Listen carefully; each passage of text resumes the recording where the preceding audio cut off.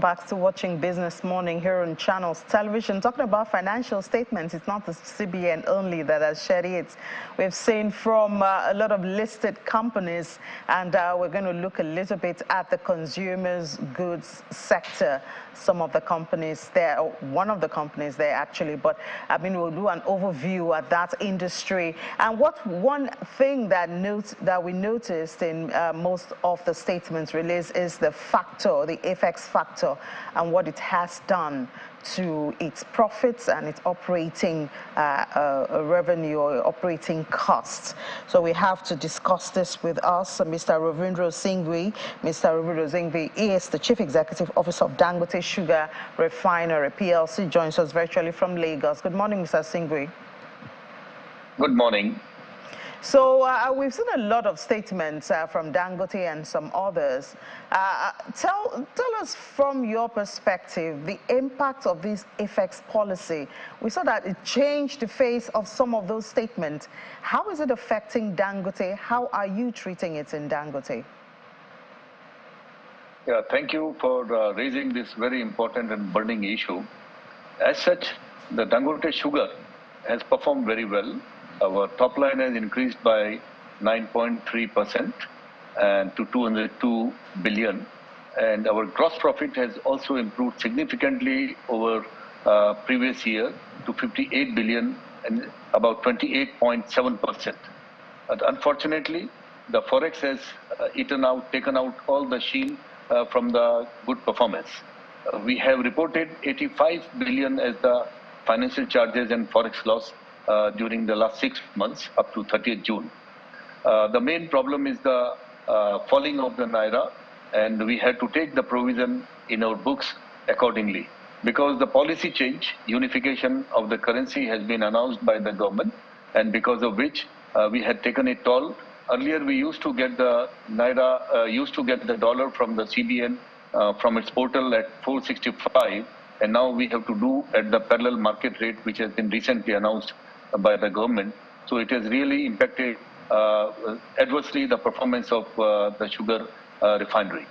And we are working towards it. We have to make the provisions in the books month on month to ensure that we reflect the correct financials in our books. So the headwinds are really there, and we have to be very careful in our provisioning norms, to be very prudent, and to ensure that we have the correct reflection of our financial statements. And in spite of this, you're planning a merger. You're supposed to merge your Dangote Rice with NASCON. Is this going to help? Definitely, it is going to help. You know, the DSR is the #1 player in Nigerian sugar market, and NASCON also controls the salt market in a significant manner, right? Both the companies are delivering already impressive growth trajectory over the last 3 years, right? And individual businesses, this inherent strength of these individual businesses, coupled with a mutually exclusive yet complementary nature of the products of the 3 companies, among other factors, is a compelling case for business unification. We see a lot of value in the shareholders' value creation. It will offer expanded product offering with a diversified revenue base, a potential for improved geographical spread and route to market strategies. It has enhanced operational efficiencies. It will create a stronger business case for access to capital, amongst others. Besides, it will improve the supply side of the food. Today, there is a very big gap in the foods we are importing. We are importing rice, we are importing raw sugar, we are importing raw salt also. Now, the Dangote's focus is to have a focus on the backward integration.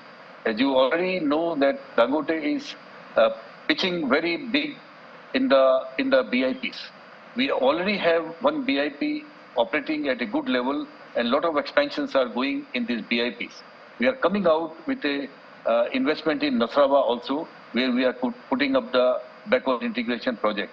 Similarly, the Dangotes have big plans for in the rice sector. Already our few plants are there where we are starting our new plants from December 2023. So with this, I mean, creating a very strong food outfit, Dangote will be able to bridge the gap between the import and the self-sufficiency of the federal of the country. So I see the food is a very big important item where we'll be able to help mitigating the inflationary trends which we are seeing today. 24% is the inflation, and with the self-sufficiency, with the improvement in the BIP, I'm sure in the medium to long term it will help the consumers a lot. It will save the foreign exchange, and also it will generate a very good revenue stream to the farmers, which are deprived section as of now. We have our plans to improve our outgrowers reach.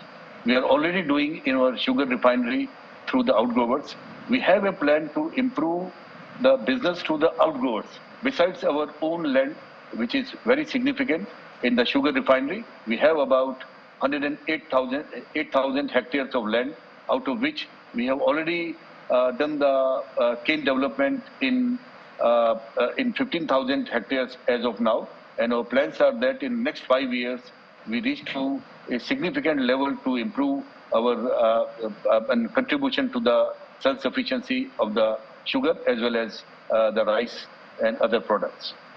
All right, certainly the consumers will be waiting, to see when you can actually help reduce that import and the pressure on Naira when it comes to rice and sugar. And we hope when you finish producing, you don't export and leave the local consumers down. But thank you so much for your time this morning, Mr. Ravindra Singh, the Chief Executive Officer of Dangote Sugar Refinery PLC.